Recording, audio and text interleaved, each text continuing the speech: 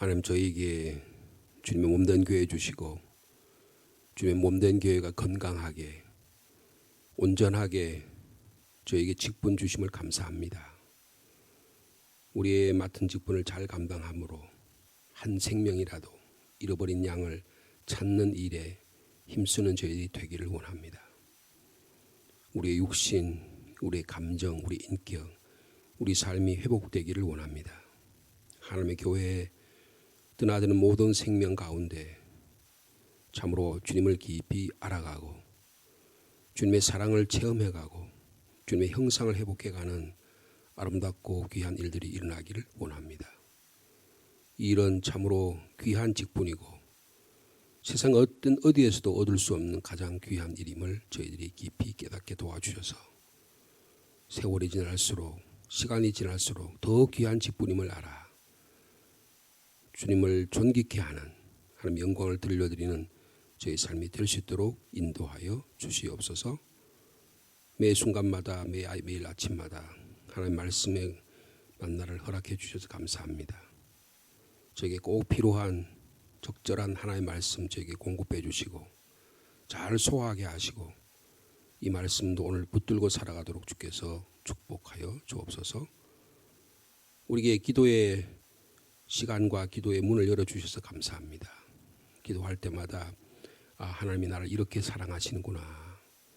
하나님이 나의 부족한 점을 이렇게 깨닫기를 원하시는구나. 내가 주님 앞에 돌아가서 주님 앞에 회개의 삶을 살고 사랑하는 성도들과 이렇게 아름답게 회복하며 살기를 원하시는구나. 깨닫는 이 귀한 시간 되도록 축복하여 주옵소서. 말씀을 듣습니다. 예수님의 이름으로 기도하옵나이다. 아멘. 마태복음 18장 15절 말씀부터 20절까지 말씀이 되겠습니다.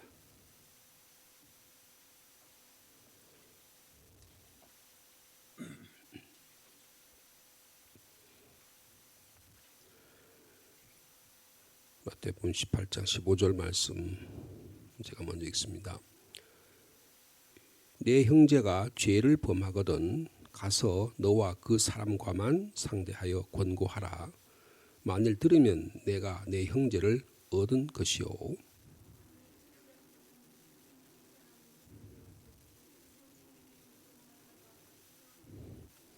만일 그들의 말도 듣지 않거든 교회의 말하고 교회의 말도 듣지 않거든 이방인과 세리와 같이 여기라.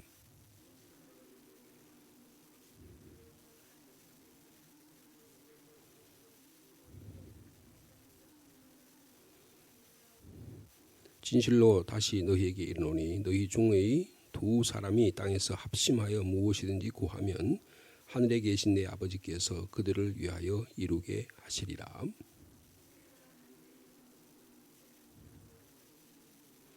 아멘. 어저께 말씀과 연관해서 보면 우리 수요 기도회 시간에 우리 18장 1절에서 14절까지 말씀, 15절, 14절까지 말씀을 나눠봤는데요. 교회의 공동생활에 관한 내용입니다. 그래서 소자, 작은 자, 특별히 한 마리 잃어버린 양을 찾는 일, 작은 자 중에 하나라도 잃어버린 것은 하나님 아버지 뜻이 아니다라고 말씀하시면서 교회의 공동생활에서 한 사람 한 사람이 중요함을 가르쳐 주었습니다. 근데 오늘은 교회 안에 범죄하는 사실이 있을 때 어떻게 해야 하느냐. 7이라고 보통 이야기하죠. 권징이라고 이야기합니다. 우리 대한예수교 장로회 총회 헌법에도 이 권징 7에 대한 내용이 상당히 많이 분량으로 있습니다. 근데 우리는 교회 현실에서 이것을 잘 적용하지 않는다고 할까? 그렇게 많이 사용하지 않기 때문에 그렇지만 실질적인 세상의 법, 교회 안에서의 여러 가지 분쟁이나 이것은 아주 많이 다루는 그런 일들이 세상에서 좀 낯뜨겁게 되고 교회에 덕을 끼치는 이런 일들은 대부분 다 이런 범죄와 관련이 있는 내용들입니다. 여기에 대해서 예수님이 직접 하신 말씀이에요. 굉장히 좀 엄하게 이야기하시는 것이라고 볼 수 있습니다. 그러면 회개하지 않는 범죄에 대해서 어떻게 처리하느냐라고 하는 겁니다. 그래서 여기에 징계 혹은 권징의 절차를 주님이 직접 아주 자세하게 말씀하신 것을 볼 수가 있어요. 여러분, 우리 한국 교회 초대 교회는 평양이나 쪽 북쪽에를 중심으로 해서 굉장히 활발하게 일어났는데요. 조선 말기에 한국 사회가 얼마나 부패했는지 매점매석 그리고 돈을 주고 뭐 군수라든지 뭐 이런 각 지역의 그 자리를 차지하는 그런 게 대단히 많았습니다. 그런데 이 부정한 관리들이 한 자리를 얻으면 거기서 그냥 착취를 하고 세금을 떼어내고 부당하게 권리를 행사해서 많은 이득을 취했는데 이 사람들이 꼭 가지 않으려고 하는 곳이 있어요. 평안도 지역입니다. 여기 지역에는 사람들이 가지 않으려고 했다는 거예요. 왜냐하면 거기에 예수 믿는 사람들이 있어가지고 너무 정직하기 때문에 부정부패를 하지 않는 것입니다. 그래서 초대교회는 예수쟁이들이라 하면 사람들이 치를 떨었어요. 왜냐하면 자기들끼리 탕관을 얻을끼리 그 지역은 가지 말아라 라고 하는데 대부분 평안도 평양을 중심으로 하는 그 지역이었습니다. 그런데 오늘은 어떻습니까? 북한 사회는 말할 것도 없고요. 북한 사회도 그 부정과 부패가 말할 수 없습니다. 돈이면 다 통하는 것입니다. 북한은 김일성 사상인 것 같지만 실제로는 돈이 지배하는 사회예요. 그래서 타락할 대로 타락한 사회가 북한 사회입니다. 오늘 한국 사회와 한국 교회는 어떻습니까? 교회 안에 질서가 전혀 없습니다. 마음대로 이혼하고 교회 안에 간음이 일어나고 그리고 교회를 멋대로 이탈하고 마음대로 행하고 이런 일들이 비일비재한 것이 오늘날의 한국 교회라고 볼 수 있습니다. 이런 의미에서 오늘의 주님의 말씀은 우리에게 적절하게 우리가 어떤 회개의 삶을 살아가고 교회가 어떤 질서를 가져야 되느냐에 대한 귀한 말씀을 주는 것이라고 생각합니다. 이 말씀을 우리가 사람 살리고 생명 살리고 교회 공동체 살리는 그런 입장을 가지고 본문의 말을 잘 이해할 수 있는 이 아침이 되기를 원합니다. 회개하지 않는 죄가 회중에게 미치는 중대한 것들에 대한 초점을 맞추고 있다는 것입니다. 오늘날 이 죄지은 사람, 회개하지 않고 이 죄지은 사람을 대면하려고 하지 않고 회개도 하기 전에 용서해야 된다 이런 생각이 교회 안에 가득 차 있습니다. 그 사람이 무슨 죄를 저질렀는지 어떤 교회 안에 심각한 악을 행했는지를 바로 바라보지 않고 그저 용서해야 된다는 그런 어떤 선입관에 갇혀가지고 주님의 몸을 상하게 하는 경우가 너무 많다는 것입니다. 여기에 대해서 주님께서 좀 명확하게 이야기하시는 거예요.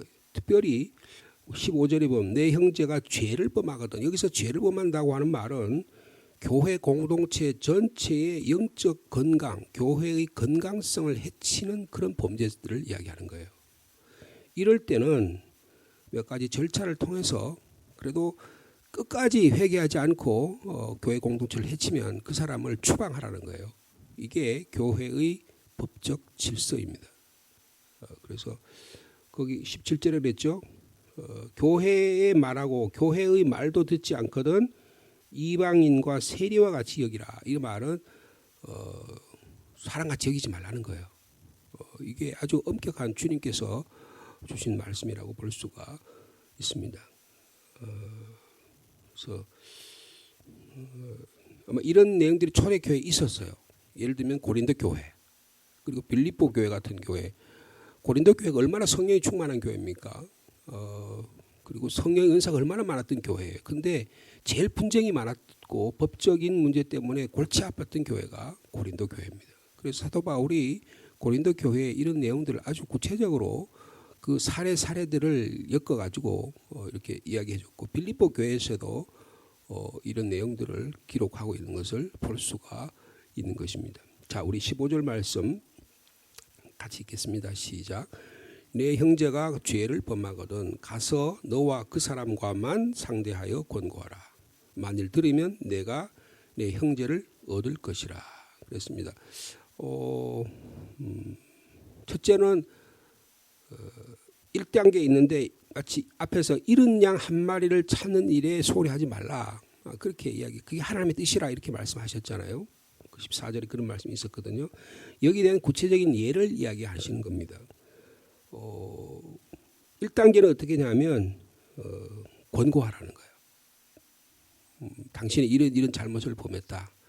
이것이 교회 공동체의 주님의 몸을 상하게 하는 거다라고 정확하게 이야기해 주라는 것입니다. 무조건 용서해주고 덮어주고 이렇게 하는 게 아니고 이것을 정확하게 무슨 범죄 때문에 어떤 일 때문에 교회 공동체가 고통을 당하고 당신이 이런 일에서 당신의 영적 건강이 어떻고 당신이 얼마나 하나님과 떨어져 있느냐 하는 것을 정확하게 이야기해 주는 지적해 주는 일이 대단히 중요하다는 것입니다. 여러분 이렇게 할 때는 지금 주님 말씀하신 건 1대1로 권고하는 거예요. 예를 들면 담임 목사가 찾아가서 이런 일로 해서 당신이 교회 공동체에 어려운 일이 있습니다. 당신 여기에 대해서 바른 이해를 가지고 주님께로 돌아오십시오. 이렇게 권고하라는 거예요. 아니면 뭐 장로님이나 누구 권사님이 찾아가서 그리고 그분을 신뢰할 수 있는 그런 분이 찾아가서 이런 일들을 하라는 거예요. 이때는 지혜가 필요합니다. 이런 일도 하지 않고 예를 들어서 세상에 막 교회 안에 드러내면 어떡할 거예요? 그 사람은 다시는 교회에 발을 붙이지 못하게 되는 것입니다. 그 사람 정죄해가지고 비판해가지고 쫓아내려고 하는 게 목적이 있는 게 아니고 그 사람이 회개해서 바른 삶을 살 수 있도록 내가 정말 이걸 미처 깨닫지 못했구나. 내가 이것이 하나님의 몸을 너무 상하게 한들가고 상대방의 상처를 깊게 만들어서 내가 주님께 영광을 드리지 못하게 됐구나를 깊이 깨닫게 하는 일이 가장 중요한 일이라는 거예요. 지금은 한국 사회가 너무 많이 변질돼 가지고요. 이런 것들에 대한 감각 자체가 양심의 감각 자체가 없는 예를 들면 간통죄예요. 간통죄는 여러분 이거는 법적으로 지금 묻질 않잖아요. 그 자기들이 서로 좋아가지고 뭐 하면 그게 뭐가 문제가 되냐 이렇게까지 이야기할 정도예요. 형사적으로 법을 묻지 않도록 지금 그렇게 그게 세계적인 추세다. 우리도 그게 따라간다 그러면서 그렇게 따라가는 겁니다. 여러분 초대교회 이 간통죄는 엄청난 무서운 형벌이었습니다. 왜냐하면 이것은 그리스도의 몸을 상하게 하는 것이라고 생각했어요. 그래서 아주 엄격하게 했다는 것을 볼 수가 있습니다. 한번 사례를 한번 보겠습니다. 고린도전서 5장입니다. 신약성경 고린도전서 5장 1절 말씀을 보시면 실질적인 교회 안에 있었던 이야기예요. 여기 어떻게 사도 바울이 대처하고 주님 말씀하신 것을 깨달을 수 있는 지혜가 있기를 바랍니다. 자, 5장 1절 이하 말씀 제가 읽겠습니다. 너희 중에 심지어 음행이 있다 함을 들으니 그런 음행은 이방인 중에서도 없는 것이라. 근데 그 음행의 내용이 나옵니다. 누가 그 아버지의 아내를 취하였다 하는도다. 그러니까 아버지가 말하자면 예를 들면 후처를 취했다. 그런데 그 자기 어머니가 아닌 후처를 범한 거예요. 이거 있을 수 없는 일이잖아요. 근데 교회가 어떻게 행동했느냐는 걸 보고 있어요. 고린도 교회의 잘못입니다. 그럼에도 불구하고 그리하고도 너희가 오히려 교만하여서서 어찌하여 통한이 여기지 아니하느냐. 그리고 그 일 행한 자를 너희 중에 쫓아내지 아니한. 출교해야 된다는 거예요. 출교시키라는 거예요.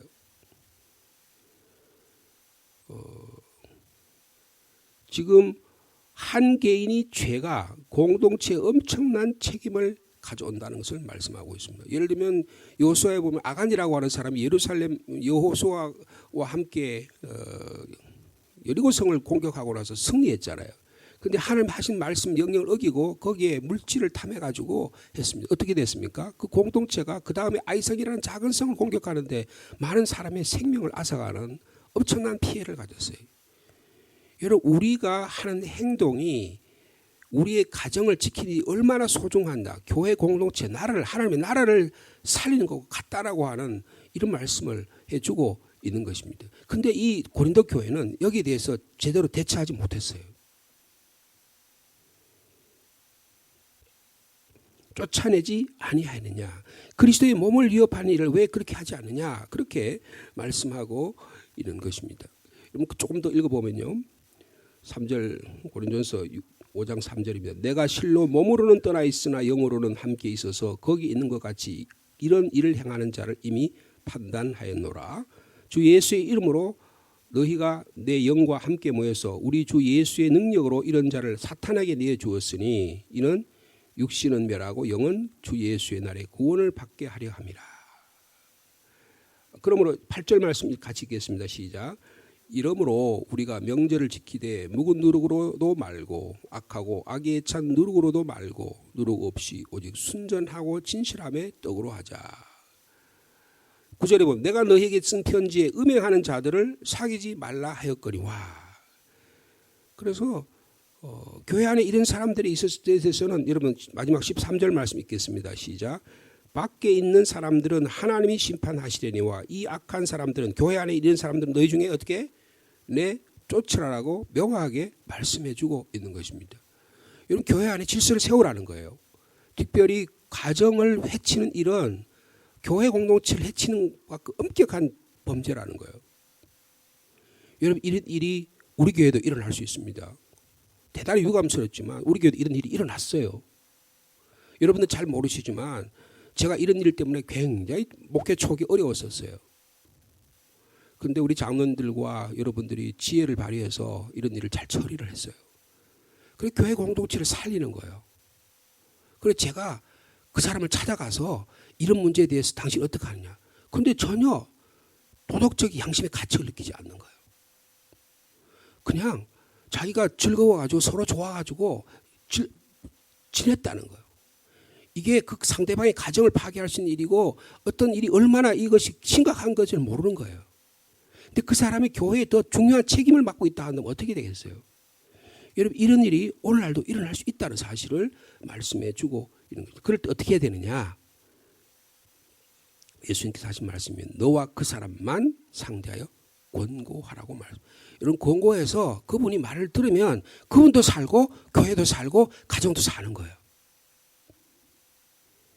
여러분 이런 지혜가 필요하다는 것을 말씀해 주고 있는 것입니다.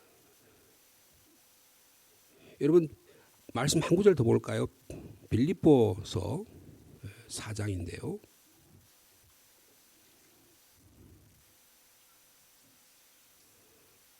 (4장) 2절 말씀 3절 말씀인데요. 빌립보 교회 안에 분쟁이 있었어요. 어떤 분쟁이 있었냐면 교회 주도권 싸움입니다. 잘 읽어볼 필요가 있습니다. 자, 빌립보 4장 2절과 3절 말씀 같이 읽을까요? 시작. 내가 유오디아를 권하고 순두개를 권하노니 주 안에서 같은 마음을 품으라. 또 참으로 나와 멍에를 같이 한 네게 구하노니 복음에 나와 함께 힘쓰던 저 여인들을 돕고 또한 글레멘도와 그 외에 나의 동역자들을 도우라. 여러분 여기 보면 빌립보 교회가 참 훌륭한 교회잖아요. 사도 바울이 칭찬한 교회였어요. 사도 바울이 어릴 때마다 헌금하고 가장 앞장서서 주님 몸된 교회를 애써갔던 참 아름다운 교회입니다. 근데 딱 한 가지 부족한 점이 있었어요. 교회 안에 분쟁이 있었던 거예요. 근데 분쟁이 뭐냐 하면 열심히 교회 섬기려고 주의 종을 사도 바울을 섬기려고 그러다가 네가 잘생기냐 내가 잘생기냐 누가 주도권을 가지고 있느냐 이것 때문에 싸우는 거예요. 그게 유오디아를 권하고 순두개를 권하고 누가 권한다는 거예요? 사도 바울이 권하는 것입니다. 여러분 그러니까 유오디아와 순두개가 초대교회 아마 바울이 빌립보 교회를 개척했잖아요. 그래서 그 강가에서 회당도 없는 곳에서 여인에게 복음을 전해가지고 교회가 가정교회에서부터 비롯하고 감옥의 간수가 회개하고 그래서 빌립보 교회가 생겼잖아요. 그래서 그들의 가정을 통해서 하나님께서 엄청난 은혜를 주셨다. 그런데 그 교회가 성장해서 유오디아와 순두개라는 분이 말하자면 교회의 중심적으로 섬기는 분이었어요. 그런데 이분이 서로 갈등을 일으키는 거예요. 그러니까 사도 바울이 어떻게 합니까? 유오디아 당신에게 권합니다. 순두개 당신에게 권합니다. 뭐라고 권해요? 주 안에서 같은 마음을 품으십시오. 근데 이게 해결이 안 되는 거예요. 자기는 떨어져 있어요. 감옥에 갇혀 있어요. 근데 빌립보 교회는 이 문제 때문에 계속 편지가 오는 거예요. 어떻게 했으면 좋겠습니까? 여러분 여기에 지금 권고사항이 23절입니다. 또 참으로 나와 멍에를 같이 한 뭐라 그랬어요? 내게 이러니까 여기 지금 내가 누군지는 모르겠어요. 근데 제3자를 이야기하는 것입니다. 교회 안에 분쟁이 일어났을 때 교회 저분이 이 문제에 대해서 관여해서 저분이 중재하면 이 문제 충분히 해결될 것이라고 하는 그런 분들은 아마 편지를 빌립 사도 바울에게 전했을 수도 있겠어요. 근데 사도 바울이 그분을 생각할 수도 있는데 근데 내게 구하노니 하면 아마 교인들이 다 알았을 것 같아요. 우리는 지금 너무 오랜 세월이 지나니까 잘 모르겠지만은 참으로 나와 멍에를 같이 한 당신에게 내가 부탁을 합니다. 뭐라고요? 복음에 나와 함께 힘쓰던 저 여인들을 도와주십시오. 저분들의 분쟁 때문에 교회 공동체가 너무 어려워 있는데 당신이 관여해서 이 문제를 해결해 줬으면 좋겠다. 그렇게 말씀하고 있는 것입니다. 여러분 다시 우리가 본문으로 돌아가면요.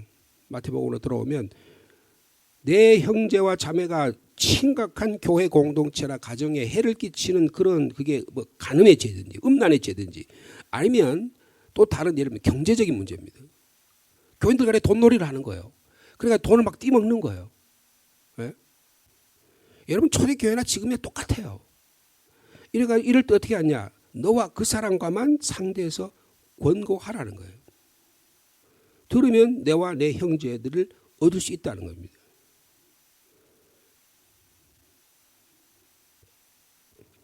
여러분 성경 보면 한 문제를 더 보겠습니다. 고린도전서 6장, 고린도전서 6장의 사례들이 나오는데 이건 경제적인 문제입니다. 여러분 교회 안에 두 가지 문제가 가장 심각해요. 예를 들면 성적 범죄, 간음의 문제, 간통의 문제. 두 번째는 경제적인 돈 빌리고 돈 꿔주는 문제입니다. 고린도전서 6장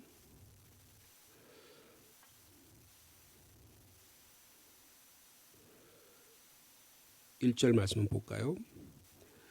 너희 중에 누가 다른 이와 더불어 다툼이 있는데 구태여 불의한 자들 앞에서 고발하고 성도 앞에서 하지 아니. 이게 무슨 말이에요? 성도 간에 분쟁이 일어났어요.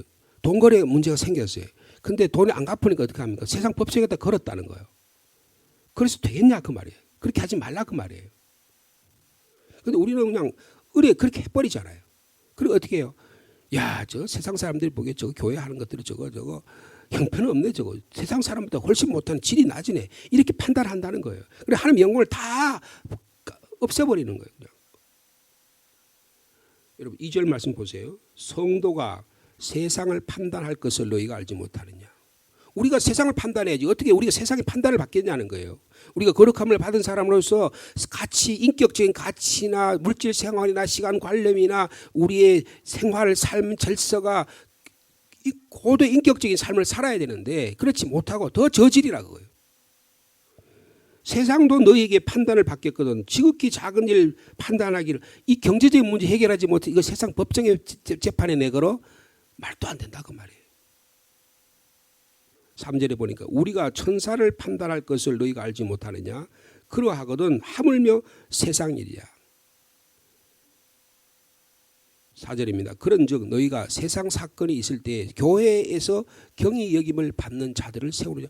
아주 무게 있고 신중하고 지혜로운 분을 세워서 이 문제를 해결하지 않느냐 그 말이에요. 내가 너희를 부끄럽게 하려고 하는 이 말을 하노니 너희 가운데 이 형제 간의 일을 판단할 만한 지혜 있는 자가 이같이 하나도 없더냐. 형제가 형제를 더불어 고발할 뿐더러 믿지 아니하는 자들 앞에서 하느냐. 그렇게 부끄러운 일은 이렇게 주태를 벌이느냐. 너희가 피차 고발함으로 너희 가운데 이미 뚜렷한 허물이 있나니 차라리 불의를 당한 것이 손해보고 아예 그냥 돈 빌려줘 돈 안 갚아도 할 수 없다 하고 그렇게 넘어가야지. 이걸 세상 법정에 걸어가지고 온 동네방네 따르면서 그렇게 하면 되겠냐. 그래. 제가 여기 오기 전에 교회에 지난번에 교회에 안수 집사람 분이 한 분 있었어요. 근데 그것도 권사람 분이 한 분 있었는데 서로 잘 아는 사이에. 근데 돈을 한 2천만 원 정도 빌린 것 같아요. 근데 그분이 사업을 하다가 건축업을 하다가 어떻게 했는지 하여튼 뭐 돈을 못 갚았어요. 그러니까 아마 그게 오래된 내용이었던 것 같아요. 그래서 뭐 부탁도 하고 권고도 하고 안 되니까 교회 앞마당에서 둘이가 싸우는 거예요. 근데 교회가 막 엉망이 되잖아요. 그 다음부터 평소에 그분을 바라보는 모습과 전혀 다르게 바라볼 수 없잖아요. 볼 수밖에 없잖아요. 그런 이야기를 하는 거예요. 그러면 어떻게 해야 되냐고요? 교회 안에 적절한 중재자를 세워서 이 문제를 해결하라 그 말이에요. 교회 안에 그런 소송 중재할 수도 없는 그렇게 엄지 이렇게 지금 사도 바울이 이야기하는 거예요. 자, 우리 본문에 돌아가서 16절입니다.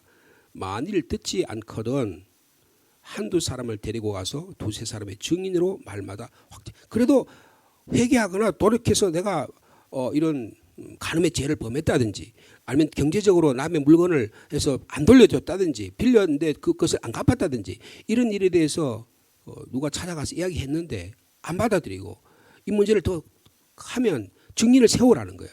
그래서 명확하게 증거를 확보하라 그 말이에요. 그러면 그 사람 내가 잘못했습니다 하고 돌아올 수 있지 않겠습니까? 두세 증인을 세우라는 거예요. 그럼 왜 해요? 만일 그 고발이 잘못된 무고죄라고 하면 그 피고인 지금 억울하게 그 사람도 살릴 수 있잖아요. 근데 그 사람이 정말 범죄를 한데 회개하지 않으면 어떻게 해요? 고발한 사람이 그 억울함을 당한 사람이 그 사람을 또 살려줄 수 있는 길이 생기는 거잖아요. 그걸 명확하게 하라는 거예요. 그 교회가 그런 질서를 세우라는 것입니다. 근데 어떻게? 그래도 말을 안 들어요. 17절에 만일 그들의 말도 듣지 않거든 교회의 말하고 교회의 말도 듣지 않건 이방인과 세리와 같이 여기라 그렇게 말씀하고 있습니다. 데살로니가 후서에도 보면 이런 일이 있어요. 교회 안에 열심히 하나님 나라 섬기라고 하니까 쉬지 말고 기도하라 범사에 감사하라 그렇게 이야기하니까 교인 사람들이 일을 하지 않고 교회 안에만 있는 거예요. 하나님 나라 곧 지금 바로 오고 되니까 교회 안에만 머물러 있는 거예요. 그리고 어떻게 교회를 막 축을 내. 자기 가정도 있고 다 있는데 자기 있는데 교회 안에 전부 다 그걸 가지고 다 교회의 덕을 받아서 살려고 그래. 여러분 이것 교회 이게 구제 문제 대단히 중요한 문제예요. 근데 이것도 굉장히 신중하고 지혜롭게 행동해야 됩니다. 교회는 사랑의 공동체니까 막 퍼주고 그렇게 돼서는 안 된다는 거예요. 그래서 교회 안에 일하기를 거부하고 남의 것을 막 즐겨 먹고 이런 사람들이 많았어요. 소위 말하는 무의도식하는 것입니다. 교회 안에 게으름자가 많았다는 거예요. 그러니까 교회가 막 빈 껍데기에 다 남아버리는 거예요. 그래서 이때 뭐라 하냐면 도무지 일하지 아니하고 일을 만들기만 한 자들이 교회 안에 있다는 거예요. 그래서 사도 바울이 뭐냐 조용히 일하며 자기 양식을 먹으라고 권고할 정도로 이런 문제도 교회 안에 있었다는 거예요. 그러니까 가정적인 문제, 경제적인 문제, 그다음에 게으름의 문제 이런 문제에서 교회가 적절하게 지혜롭게 대처하라는 것을 말씀해 주고 있는 것입니다. 그래도 안 되면 교회의 질서를 세우라는 거예요. 심각한 범죄에 대해서는 확실한 징계를 통해서 이를 해결하라고 말씀할 정도로 말씀하고 있어요. 그럼 이것을 끝나느냐? 거기에 18절, 19절, 20절에 보니까 어떤 내용이 있느냐 하면 심각한 범죄 행위에 대한 추가 절차가 있어요. 그게 근데 우리는 18절, 19절을 기도라에 대해서라고 생각하지만 조금 더 이 본문을 자세히 읽어보면 이 범죄한 사실을 어떻게 처리하냐에 대한 추가적인 절차를 이야기하는 것을 볼 수가 있는 것입니다. 자, 18절 말씀 좀 시간이 갔습니다만 읽어보겠습니다. 시작. 진실로 너에게 이르노니 무엇인지 너희가 땅에서 매면 하늘에서 매일 것이요 무엇이든지 땅에서 풀면 하늘에서도 풀리라. 권징의 권리가 교회 안에 있다는 거예요. 출입권이 교회 안에 있다는 거예요.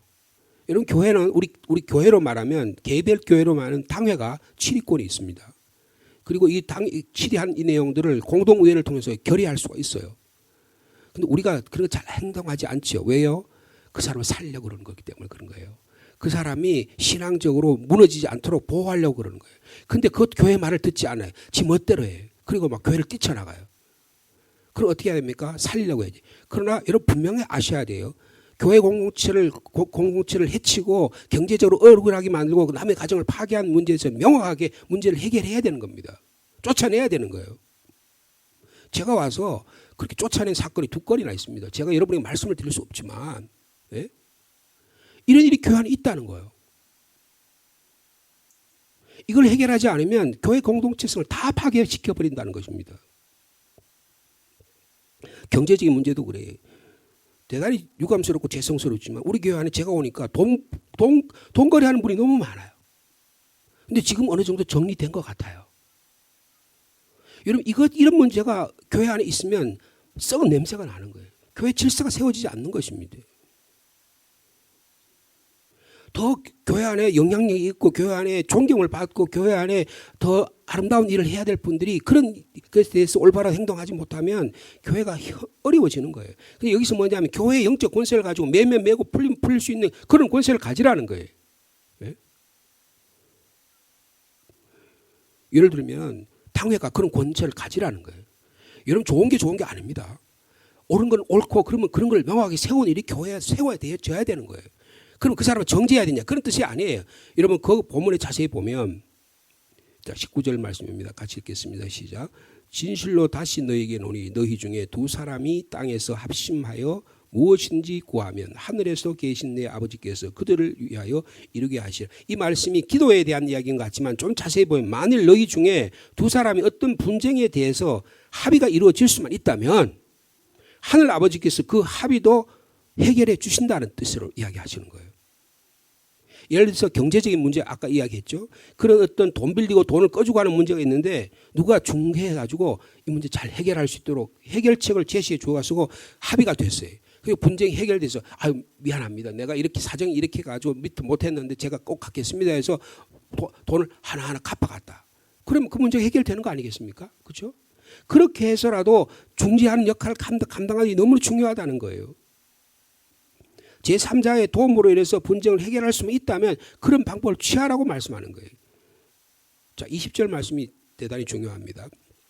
같이 읽겠습니다. 시작. 두세 사람이 내 이름으로 모인 곳에는 나도 그들 중에 있느라. 여러분 최종적인 화해와 타협의 주권이 누구에게 있다는 거예요? 주님에게 있다는 거예요. 여러분 주님께 모든 것을 맡길 수 있는 지혜로운 저와 여러분 되기를 축복합니다. 교회의 권세는 어떻게든 사람을 살리는 권세예요. 죽이려고 하는 데 있는 게 아니에요. 징계하고 그리고 정죄하고 비판하려는 데 있는 게 아니에요. 어떻게 해요? 어떻게 하면 살리려고 하는 거예요. 죄인을 구원하는 것이 교회의 목적입니다. 사람은 정죄하고 비판하는 게 아니에요. 그러나 교회의 질서는 세워야 돼. 그런데 가장 최종적인 목적이 어디 있냐? 두세 사람이 내 이름을 모신 나도 그들 중에 있다란 말은 무슨 말이에요? 화해의 주님께서 오신 그런 정신을 가지고 이 문제를 해결하라고 말씀해 주고 있는 것입니다. 이런 교회는 공동체 생활을 하고 있어요. 내 한 사람의 행동과 삶과 판단이 엄청 많은 영향력을 끼치고 있습니다. 그럼 우리는 내가 하는 말과 행동과 삶이 어떻게 이웃에게 어떻게 상대방에게 어떻게 영향을 끼친지를 바라볼 수 있는 영적 판단력이 있기를 바랍니다.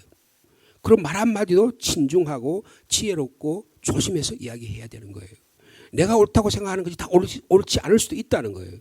그럼 어떻게 해야 돼요? 주님한테 물어봐야 되는 거죠. 내 자신이 삶 속에 내가 지혜로운 삶의 판단력을 바라볼 수 있는 능력을 가져야 된다는 거지. 일을 한 말을 뱉어놓고 나면 다 주워 담을 수 없는 거예요. 근데 그런 함부로 막 뱉어놓잖아요. 그리고 자기가 마치 거기에 대해서 굉장히 권위를 있는 것처럼 이야기하다 보니까 어려워질 수 있는 거예요. 여러분 우리 교회가 지혜로운 교회가 되기를 원합니다. 사람을 살리는 교회가 되기를 원합니다. 우리 교회 안에 완벽할 수 없잖아요. 부족할 수 있습니다. 그러나 하나님은 두세 사람이 모여서 기도하며 서로 합의하며 중재하며 하나님의 일을 이루어가기를 원하고 계십니다. 우리에게 그런 아름다운 교회로 만들어가는 모든 하루의 삶이 되기를 축복합니다. 주님, 우리 한국 교회가 초대 교회는 신뢰하는 교회였습니다. 예수쟁이들이라고 하면 참 부지런하고 성실하고 거짓말하지 않고 돈거래 확실하게 하고 경제 관념이 분명한 그런 분들이었습니다. 그래서 사람들에게 신뢰를 맺었습니다. 예수 믿는 사람이라면 믿을 수 있다고 했습니다. 그러나 오늘의 한국 교회는 너무나 변질되어 가고 있습니다. 가정이 해체돼 가고 교회 안에 음란의 행위들을 하고도 방치하고 돈거래 하면서도 깨끗하지 않고 이런 일에서 얼마나 주님의 영광을 가리는지 주님이 너무나 잘 아십니다. 그러나 주님께서는 생명 살리기를 원하고 가정 살리기를 원하고 사람 살리기를 원하신다고 말씀하고 계십니다. 저에게 지혜 주시기를 원합니다. 교회의 질서가 세워지게 하여 주옵소서. 당회의 권위가 세워지게 하시고 재직회의 권위가 세워지게 하시고 공동의회의 권위가 세워지게 하여 주옵소서. 그것은 상대방을 정죄하고 판단하기 위함이 아니라 사람과 가정과 교회를 살리기 위함인 줄 믿습니다. 이런 거룩한 일들을 저에게 허락해 주셨사오니 생명 살린 일에 오늘도 힘쓰는 저희들이 되도록 주께서 축복하여 주옵소서. 우리 성도들의 가정을 축복해 주시고 열심히 땀 흘려 일하고 성실하게 일해서 하나님의 나라 만들어가는 귀한 성도 가정 다 되도록 축복하여 주옵소서. 세상 사람들은 가정을 파괴하고 양심이 마비되고 음란과 간통의 죄들을 양심이 화일 맞은 것처럼 살아가지만 우리는 주님의 몸을 상하게 한다는 아픈 마음을 가지고 내가 열심히 일하지 아니함으로 상대방에게 교회에게 해를 끼치는 것이 하나님께 얼마나 잘못된 행위임을 깊이 깨달을 수 있는 지혜로운 저희들이 되도록 축복하여 주옵소서.